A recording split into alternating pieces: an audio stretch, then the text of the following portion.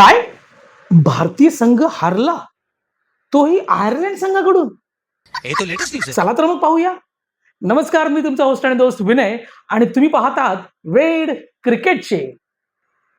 2026च्या T20 world cup नंतर सूर्यकुमार यादव याची captain पदावरून हकालपट्टी केल्यानंतर नवनियुक्त श्रेयस अय्यरच्या नेतृत्वाखाली भारतीय संघ 2 T20 सामन्यांच्या मालिकासाठी सध्या आयर्लंड दौऱ्यावर आहे.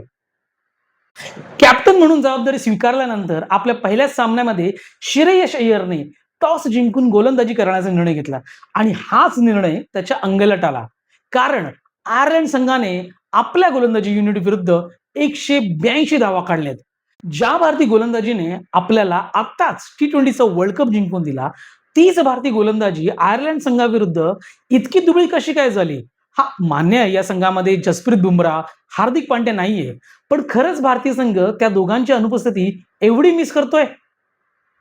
तर यामध्ये सर्वात मोठा प्रश्न उपस्थित होतोय सिलेक्शन ऑफ प्रसिद्ध कृष्णा.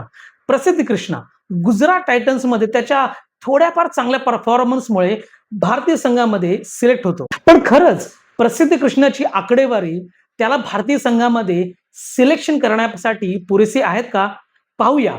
तर त्याने आतापर्यंत 6 T20 सामने खेळलेले आहेत भारतासाठी. त्यामध्ये त्याने 24 ओव्हर्समध्ये जवळपास 276 धावा दिलेल्या आहेत.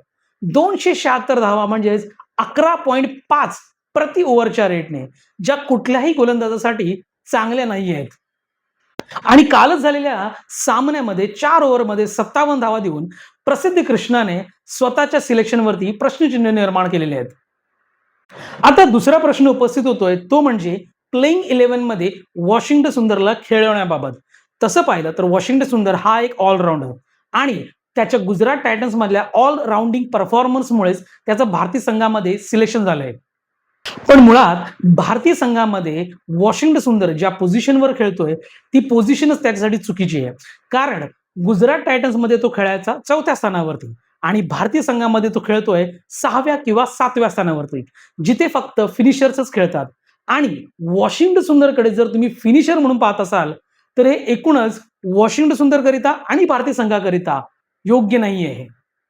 तर दुसरीकडे वॉशिंग्टन सुंदरला तुम्ही फक्त गोलंदाज म्हणून खेळवत असाल तर किमान त्याच्या 4 ओव्हरचा कोटा तरी पूर्ण करा. कित्येक सामन्यामध्ये त्याने 4 ओव्हर सुद्धा पूर्ण केलेले नाही आहेत. उदाहरण द्यायचं झालं तर कालच्या सामन्यात त्याने फक्त 1 ओव्हर केली.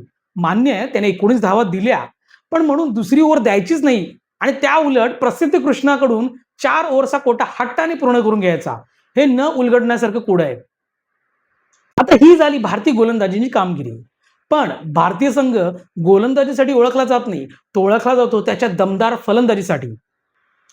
ज्या संघामध्ये 200च्या स्ट्राईक रेटने खेळणारे अभिषेक शर्मा, संजू सॅमसन, श्रेयस अय्यर, ईशान किशन, त्यानंतर तिलक वर्मा असे फलंदाज असून सुद्धा 182 धावा न होणं हे खरंच लाजिरवाणं आहे. हा, शिवम दुबेने थोडाफार परफॉर्मन्स करून आपली थोडी लाज राखली, पण म्हणून 34 धावाने पराभव होणं हे भारतीय संघासाठी चांगले नाहीये. तर एकूणच खराब गोलंदाजी आणि अतिशय सुमार फलंदाजीमुळे भारतीय संघ हा सामना हारलेला आहे. पण भारतीय संघाकडे कमबॅक करण्याकरता दुसरा सामना निश्चितच आहे. तर चला मग पाहू पुढच्या सामन्यामध्ये भारतीय संघ कशी कामगिरी करतोय. तोपर्यंत तुम्ही आमच्या चॅनलला लाईक करा, शेअर करा आणि सगळ्यात महत्त्वाचं म्हणजे सबस्क्राईब करा.